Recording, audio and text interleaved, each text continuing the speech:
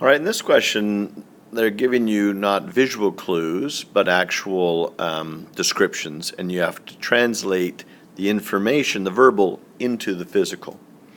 So the first thing it'll give you is your parent function. So this is an x squared parent function. It's going down 5 and it's going left 1. So I need to start to take my parent of x squared.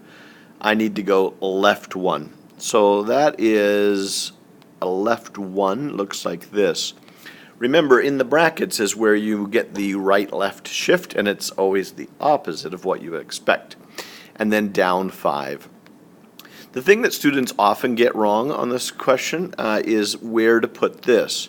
A lot of students put it over here on the x squared, but because we're manipulating the x, it's inside of the brackets and then it's x squared. You'll get used to that, but that's definitely an area students struggle with.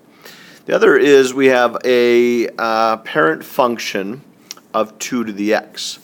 And we're going to reflect it and we're going to go right 3. This is kind of a tricky one. So a reflection means we're going to multiply -1 times our function. And our function is 2 to the x, but we want to go to the right 3, which is a -3 up here in the exponents. Again, with the exponential group, you can think of anything in that exponent spot as within the brackets with the x, and this would be the equation for this particular problem.